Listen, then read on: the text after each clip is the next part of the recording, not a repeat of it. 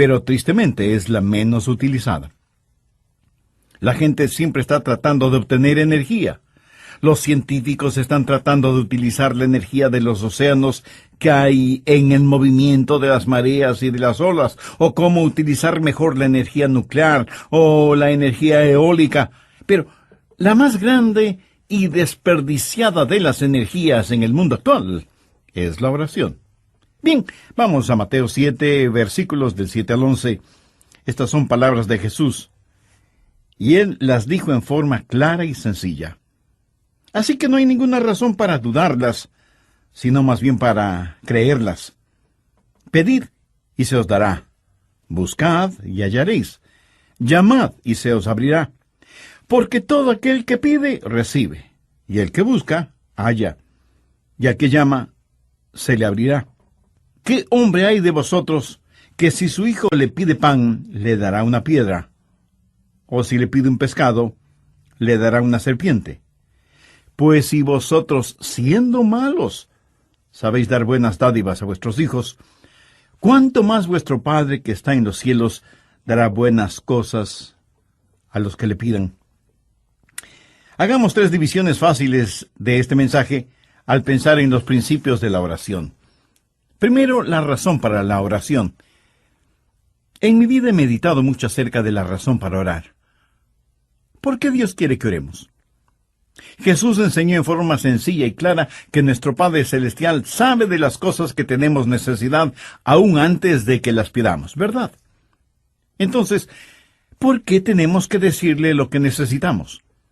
¿Y por qué tenemos que pedirle lo que Él ya ha determinado darnos porque nos ama?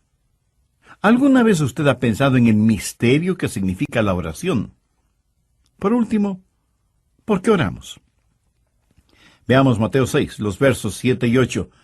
Y orando, no uséis vanas repeticiones como los gentiles que piensan que por su palabrería serán oídos. No hagáis, pues, semejantes a ellos, porque vuestro Padre sabe de qué cosas tenéis necesidad antes de que vosotros le pidáis. En estos versículos aprendemos ciertas cosas. Primero, no oramos para impresionar a Dios. Usted no tiene que ser un Cervantes o un experto en el idioma español. Tampoco tiene que ser un poeta para utilizar un lenguaje florido. Usted, por mucho que se esfuerce, no puede orar para impresionar a Dios. Segundo, usted no ora para informar a Dios, porque el Padre Celestial conoce cuáles son sus necesidades. Tercero, oramos a Dios para invitarle a que trabaje en nuestro corazón y nuestra vida. Y si alguien me pregunta, Pastor, ¿por qué debemos hacer eso? Permítame darle 3 razones para hacerlo. Primero, es lo que yo llamo el factor delicia. Verá, Dios quiere que le amemos y quiere tener comunión con nosotros. Dios puede administrar este universo sin nuestras oraciones. Pero si Él lo hiciera así, usted y yo no tendríamos el privilegio de trabajar con Él y tener comunión con Él. En el capítulo 15 de Juan, Jesús se refirió a sí mismo como la vid verdadera, y nosotros somos los pámpanos. Y en Juan 15:4, Jesús dijo, permaneced en mí y yo en vosotros. Como el pámpano no puede llevar fruto por sí mismo si no permanece en la vid, así tampoco vosotros si no permanecéis en mí. Jesús está haciendo énfasis en la realidad y la necesidad que tenemos de permanecer en Él, porque sin Él nada podemos hacer. Y en el verso 7 Jesús dijo, si permanecéis en mí y mis palabras permanecen en vosotros, pedid todo lo que queréis y os será hecho. La oración es la manera que tiene Dios de que nos peguemos a Él. Es una manera de que nosotros habitemos en Él y Él en nosotros hasta que tengamos la misma clase de unión, de fusión que existe entre la vid y los pámpanos. Nosotros no lo podemos hacer sin Él y Él no quiere hacerlo sin nosotros. Una vez recibí la llamada del rector de un colegio invitándome a que vaya a dar una serie de mensajes. Yo le dije que me hubiera gustado mucho hacerlo, pero que mi agenda no me lo permitía. Y él me dijo, si le mando un piloto, vendría. Y yo, titubeando, le dije que no estaba seguro. Y me dijo, tenemos un piloto muy bueno, es piloto de un avión jet. Bueno, terminé aceptando la invitación. Y fui al aeropuerto, al lugar señalado. Y sí, ahí estaba el piloto. Pero el avión no era ningún avión jet, sino una pequeña avionetita que parecía de juguete. De todas maneras me subí y me senté junto al piloto rumbo al colegio en donde tenía que hablar. El piloto me preguntó, ¿sabe cómo manejar una avioneta? Y yo le dije que no. Y cuando él me preguntó si me gustaría pilotear esa avioneta, yo le dije que me encantaría.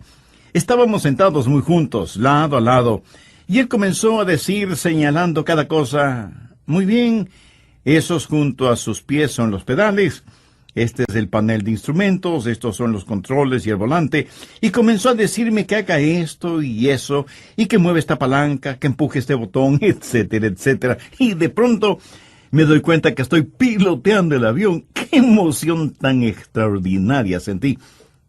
Pero quiero decir, sin ninguna sombra de duda, que yo no hubiera podido hacerlo si ese piloto no hubiera estado a mi lado. No lo hubiera podido hacer. Él pudo haber volado esa avioneta sin mí, pero yo no lo hubiera podido hacer sin él. Pero él me dio el privilegio de pilotear esa avionetita con él. Fue una experiencia maravillosa que nunca lo olvidaré. Y mientras volábamos juntos, hubo una especie de unión invisible entre los dos. Invisible, pero tremendamente real y fuerte. Tuvimos comunión. Y yo dependí de él, aprendí de él, y él me permitió compartir la responsabilidad y privilegio de sus deberes. Y no pude dejar de pensar, esto es como la oración. Nosotros no lo podemos hacer sin Dios, y Dios no quiere hacerlo sin nosotros. Pero cuando Él nos permite que cooperemos con Él, tenemos la emoción de ayudar a Dios en el manejo de su vasto universo. La oración es genuina cuando permanecemos en Él y Él en nosotros. Segundo está el factor del desarrollo. Sabía que la oración es una de las formas en que crecemos. O sea, nos desarrollamos en oración. Veamos nuevamente Juan 15:7. Si permanecéis en mí y mis palabras permanecen en vosotros, pedid todo lo que queréis, y os será hecho. Algunas veces oramos y parece que no llega ninguna respuesta. Y comenzamos a estudiar la palabra de Dios, comenzamos a buscar el rostro de Dios, y empezamos a crecer en gracia y en el conocimiento de nuestro Señor y Salvador Jesucristo, hasta que llega la respuesta que puede ser sí, no o espera. Un jovencito puede tener un interés particular por una muchacha y quiere tener una cita con ella. Así que le pide una cita y ella le dice que no. Y él se pregunta, ¿por qué no querrá salir conmigo? ¿Será que tengo mal aliento? Así que presta más atención a su higiene dental. Y le vuelve a pedir una cita y ella nuevamente le dice que no. Ahora él se pregunta, ¿será cuestión de mi aspecto en general? Y pone más atención en tener las uñas limpias, en cortarse el pelo y en ponerse ropa limpia. Luego le pide a la chica salir con él y nuevamente ella le dice que no.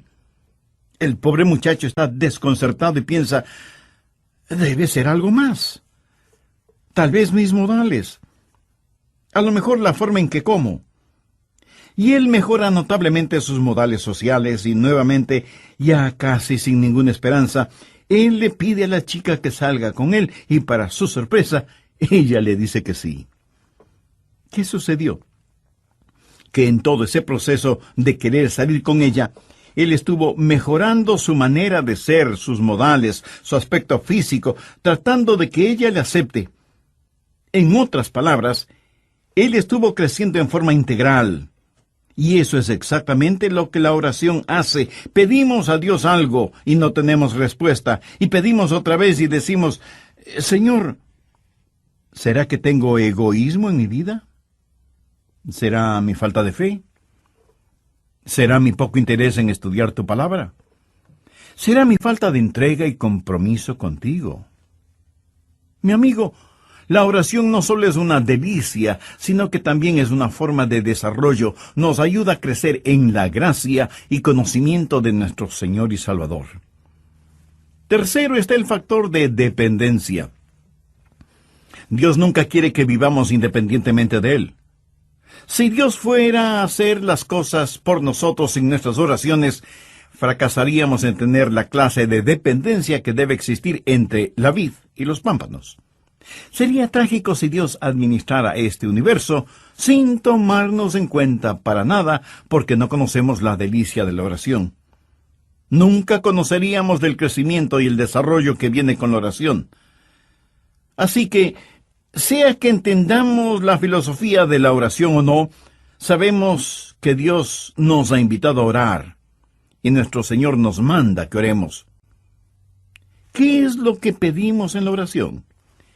En Mateo 7:7 Jesús dice: pedid y se os dará, buscad y hallaréis, llamad y se os abrirá. Observemos esto.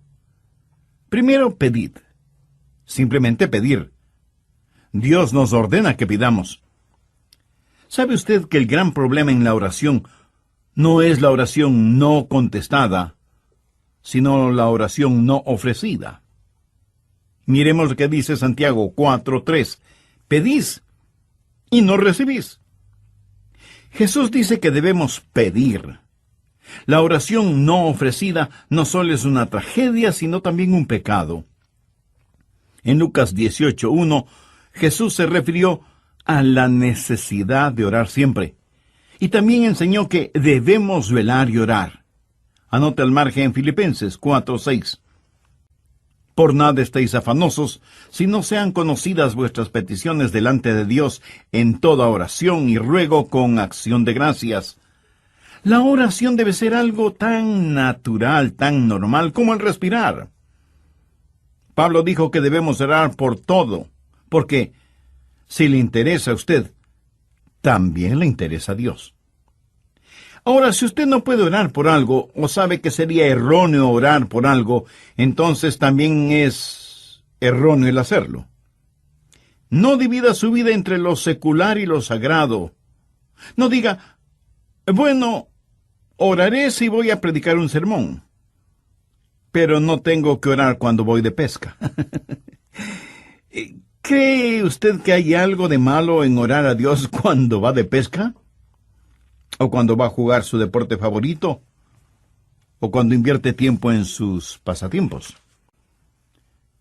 Años atrás, junto con unos amigos, estuve en Cabo Cañaveral, en la Florida. Estuvimos pescando. No había ido de pesca por mucho tiempo. Tenía mi caña de pescar, mis anzuelos, la carnada, absolutamente todo. Y en el lugar en donde fuimos a pescar, yo estaba un poco lejos de mis amigos, con el agua hasta mis rodillas. Y a la distancia podía escuchar las voces de mis amigos atrapando peces. Y yo no pescaba nada. Y oré y dije, Señor, no estoy pescando nada, mientras que mis amigos aparentemente sí lo están haciendo. Señor, tú sabes que he estado trabajando muy fuerte y que a los tiempos vengo a pescar. Ayúdame a pescar no un pez chiquito, sino uno realmente grande. Y lancé una vez más el anzuelo con la carnada en el agua. De pronto, la línea se tensó, y yo también. Entusiasmado comencé a enrollar la línea y de pronto la trucha más grande que he visto en mi vida estaba frente a mí. Era una trucha que pudo haber ganado cualquier concurso por peso y tamaño. Unos momentos antes le había pedido a Dios que me ayude a atrapar un pez grande. Y ahí estaba un pez no solo grande, sino enorme. ¿Sabe lo que hice de inmediato? Le agradecí a Dios y le dije, Señor, eso fue formidable. Déjame atrapar otro más. Y Dios me bendijo 3 o 4 veces más. Ahora, usted puede pensar que eso fue un poco frívolo. Permítame decir algo. Ninguno de nosotros tiene nada que hacer si es que no podemos orar por lo que hacemos, no importa lo que sea. Si usted no puede orar por algo, entonces no tiene por qué hacerlo. Si algo usted no le puede pedir a Dios, entonces no tiene por qué desearlo. La Biblia dice, en todo con oración y súplica. ¿Puede usted pensar en algo que sea demasiado grande para Dios o demasiado pequeño para que no lo note o para que lo note? Piénselo. Pablo en Filipenses 4:6 dice, por nada estéis afanosos, si no sean conocidas vuestras peticiones delante de Dios, en toda oración y ruego, con acción de gracias. Así que debemos pedir, y alguien me preguntará, pastor, ¿y qué si quiero algo incorrecto? Bueno, usted no pide lo incorrecto, pero sí le puede decir a Dios, Señor, estoy anhelando algo que es incorrecto, ayúdame a eliminar ese deseo de mi corazón. No importa lo que sea, preséntelo a Dios en oración. Nuestra responsabilidad es el pedir. La responsabilidad de Dios es el dar, siempre y cuando nuestro pedir sea de acuerdo a su voluntad.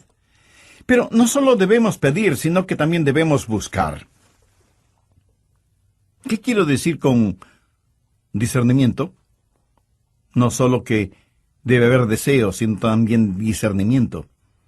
Cuando usted está buscando, pudiera haber algo que usted no ve o algo que usted no conoce. Y si usted está buscando algo, quiere decir que es algo que está perdido. O no se sabe. Y usted está tratando de encontrarlo, de saberlo. Podríamos decir, está tratando de descubrir algo. Amigo, amiga, ¿ha descubierto ya la realidad de Dios en su vida? Para que pueda orar a Dios, primero tiene que conocer a Dios, y para conocer a Dios usted debe haber recibido en su corazón al Señor Jesucristo como su Salvador y Señor personal. Abra la palabra de Dios en Santiago 4:3. Pedís y no recibís, porque pedís mal. Si usted pide por algo erróneo, Dios no le va a bendecir. Dios no le va a dar. Pudiera ser que usted tenga una motivación egoísta. Pedís y no recibís, porque pedís mal, para gastar en vuestros deleites. Yo puedo pedir por necesidades personales, pero no puedo pedir por necesidades egoístas. Y pudiera ser que Dios mismo quiere que busque. Antes de darme lo que Él quiera darme, Él quiere que yo quiera más de Él que aquello por lo cual estoy pidiendo. Por eso Santiago 4:8 dice, acercaos a Dios, y Él se acercará a vosotros. Así que pudiera ser que Dios quiere que yo me acerque a Él y que le busque, y que deje de practicar oraciones tibias o totalmente vacías. Dios hace negocios con aquellos que seriamente quieren hacer negocios. Pudiera ser que Dios quiera que yo busque su poder, que viene por medio de la pureza, de acuerdo a lo que dice Santiago 5:16, la oración eficaz del justo puede mucho.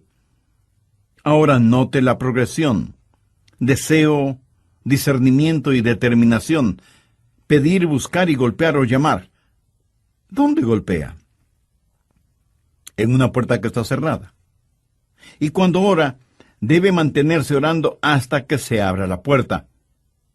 Eso sí, hay barreras que tenemos que vencer cuando oramos. Golpear. Este verbo está en tiempo presente y literalmente significa mantenerse golpeando.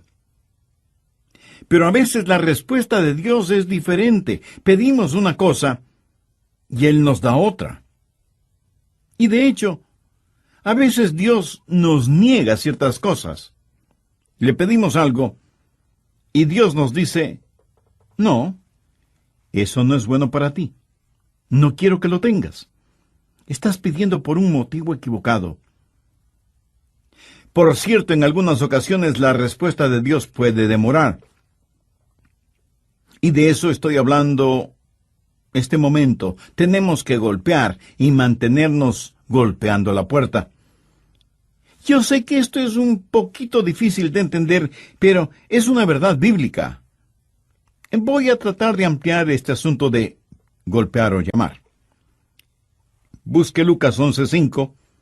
Jesús aquí está hablando acerca de la oración, y en Lucas 11:1 los discípulos le dijeron: Señor, enséñanos a orar.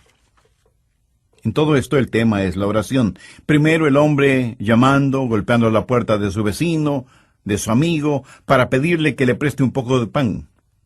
Está llamando a la puerta de alguien que conoce y que le ama, y le dice: tengo una necesidad, tengo visitas inesperadas, pero no tengo nada para darles de comer, y me sentiré muy avergonzado si no puedo servirles algo.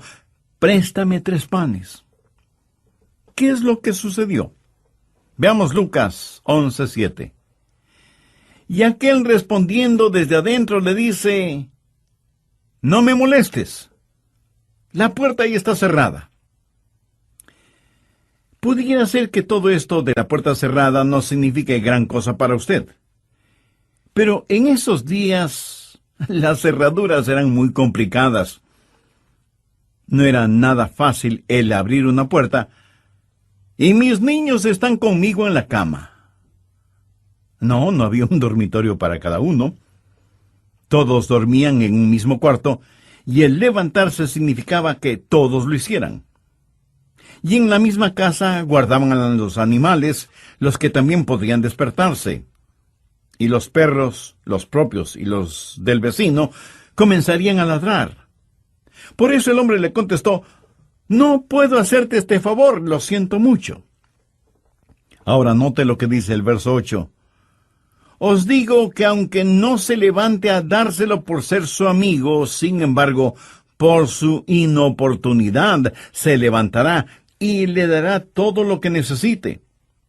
Y yo os digo: pedid y se os dará. Buscad y hallaréis. Llamad y se os abrirá. Usted pide. Ese es su deseo. Usted busca. Eso es discernimiento. Usted llama. Eso es determinación. Ahora, sea que usted esté de acuerdo o no, sea que lo entienda o no, amigo, usted tiene que llamar a las puertas del cielo, y a veces tiene que persistir en llamar para que sus oraciones sean contestadas. Vamos ahora a Lucas 18, empezando en el primer versículo. También les refirió Jesús una parábola sobre la necesidad de orar siempre y no desmayar. Ese no desmayar significa no dejar de orar.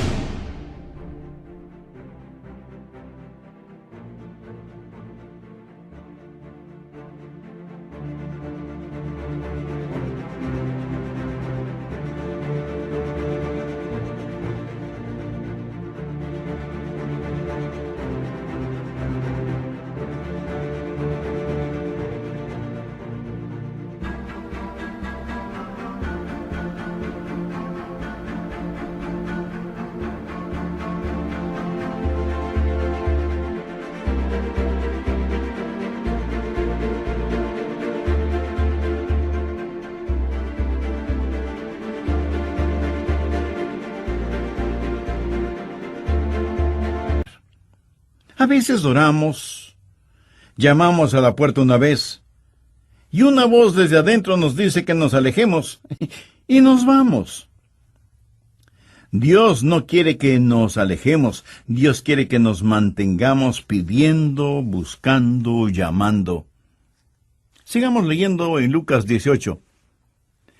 Había en una ciudad un juez que ni temía a Dios ni respetaba a hombre. Había también en aquella ciudad una viuda, la cual venía a él diciendo: hazme justicia de mi adversario. Y él no quiso por algún tiempo, pero después de esto dijo dentro de sí: aunque ni temo a Dios ni tengo respeto a hombre, sin embargo, porque esta viuda me es molesta, le haré justicia, no sea que viniendo de continuo me agote la paciencia. Y el Señor dijo: oíd lo que dijo el juez injusto. ¿Y acaso Dios no hará justicia a sus escogidos que claman a Él de día y de noche? Se tardará en responderles. Usted me pregunta, Pastor, ¿por qué Dios se queda en la cama y no se levanta a abrir la puerta de inmediato? ¿Por qué no me hace justicia frente a mi adversario ahora mismo? Porque Dios hace negocios con los que quieren hacer negocio. Y Jesús dijo que debemos mantenernos llamando, cualquiera que sea la razón. Necesitamos entender que la Biblia dice, por lo tanto, el Señor esperará para ser misericordioso contigo. En Mateo 15 tenemos la historia de una mujer cananea que tenía una hija atormentada por un demonio y le pidió a Jesús que la sanara. Jesús le contestó que él había sido enviado a las ovejas perdidas de la casa de Israel. Y cuando ella, postrándose, le suplicó ayuda, Jesús le dijo, «No está bien tomar el pan de los hijos y echarlo a los perrillos». Oiga, ¿cómo se hubiera sentido usted? Suponga que usted tuviera una hija poseída por el diablo. Usted se acerca a este hombre que supuestamente es el Salvador y el Señor del universo, este que dicen está lleno de compasión, y él le dice, «Perro, aléjate de mí. Yo solo he venido a salvar a las ovejas perdidas de la casa de Israel. No tengo nada que ver contigo. Eres un paria». ¿Qué hubiera hecho usted? ¿Sabe lo que esa mujer contestó? Ella le dijo a Jesús, «Señor, tienes razón. Yo no merezco absolutamente nada. Pero aún los perrillos comen de las migajas que caen de la mesa de sus amos». Entonces respondiendo Jesús dijo, «Oh mujer, grande es tu fe. Hágase contigo como quieres». Y su hija fue sanada desde aquella hora.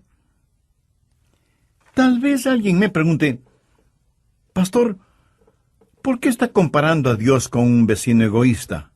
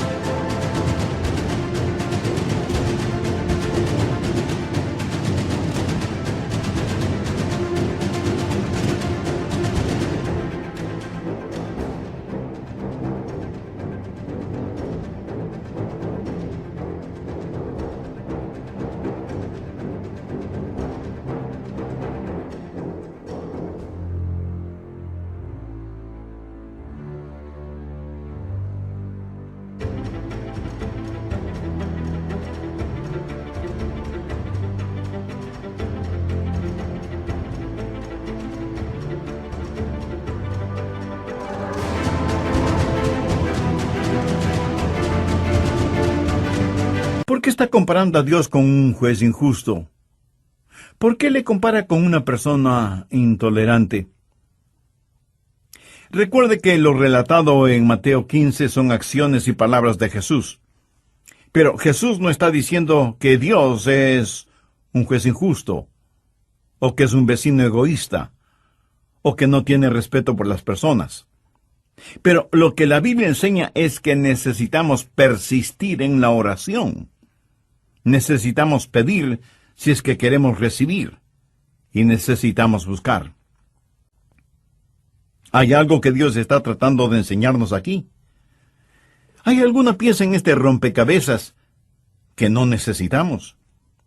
Y cuando pedimos y cuando buscamos, entonces llamamos y seguimos llamando. En Primera de Reyes 18, Elías oró y cerró las fuentes de los cielos, y no llovió sobre la tierra por algunos años.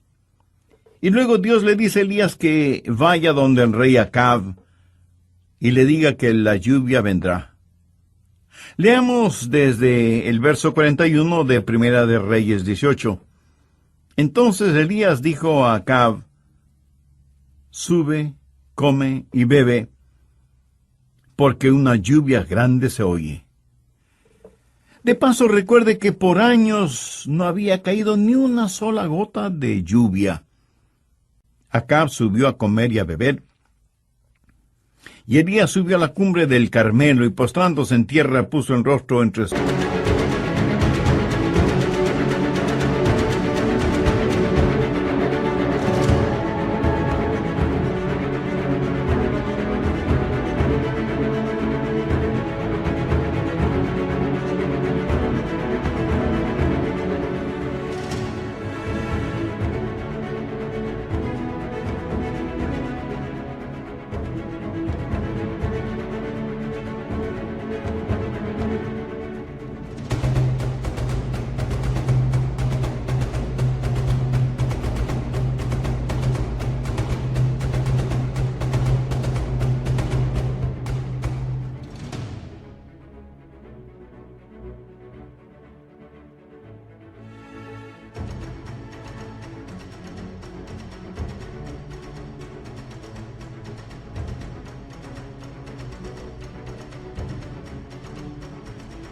rodillas y dijo a su criado: sube ahora y mira hacia el mar.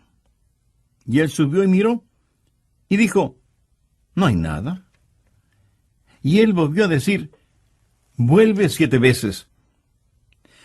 Aquí está un hombre que ya sabía que iba a llover porque Dios se lo había dicho. Pero él ora no solo una vez, sino 7 veces. Y a la 7ª vez su criado le dijo: yo veo una pequeña nube como la palma de la mano de un hombre que sube del mar. Y él dijo: ve, y di a Acab: unce tu carro y desciende, para que la lluvia no te ataje. ¿Por qué Dios no envió la lluvia la primera vez? No lo sé, pero no lo hizo, aunque había prometido que llovería. Pero el profeta tuvo que orar 7 veces. Demoras no son negociaciones. Demoras no son negaciones. Y nosotros no podemos simplemente cosechar las bendiciones de Dios cuando están maduras. Dios tiene su propio tiempo, y ni usted ni yo sabemos cuándo es ese tiempo. ¿Sabía que el mismo Señor Jesucristo llamó a las puertas del cielo? ¿Piensa usted que las oraciones de Jesús, el Hijo de Dios en la carne, fueron contestadas automáticamente? Yo me sorprendí al considerar esta porción bíblica, pero en Mateo 26:44 leemos: y dejándolos, se fue de nuevo, lloró por 3ª vez diciendo las mismas palabras. Ahora piense conmigo en esto. Jesús oró por 3ª vez diciendo las mismas palabras. Aquí hay un misterio y una verdad, sea que lo entendamos o no, y es: nosotros debemos mantenernos llamando. Pedir, buscar y llamar.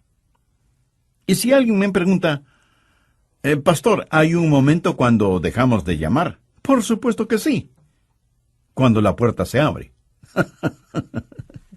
O sea, cuando recibimos lo que hemos pedido. O cuando tiene la seguridad en su corazón, aunque todavía no tenga en su mano lo que pidió. O cuando Dios le dice sencillamente: no. El poderoso apóstol Pablo quería algo, y dice que por 3 veces le pidió a Dios, y Dios prácticamente le dijo: no, no te voy a dar lo que estás pidiendo. En palabras de Pablo, él tenía un aguijón en la carne. Y en 2 de Corintios 12:8 dice: respecto a lo cual 3 veces he rogado al Señor que lo quite de mí. Pero Dios le dijo: Pablo, escucha, no te voy a dar lo que me pides, pero en cambio, te voy a dar de mi gracia. Y Pablo dejó de llamar. Él no oró una 4ª vez al respecto. ¿Cuándo usted deja de orar? Cuando la puerta se abre y usted tiene lo que ha pedido, o cuando lo tiene en su corazón y Dios le da esa seguridad.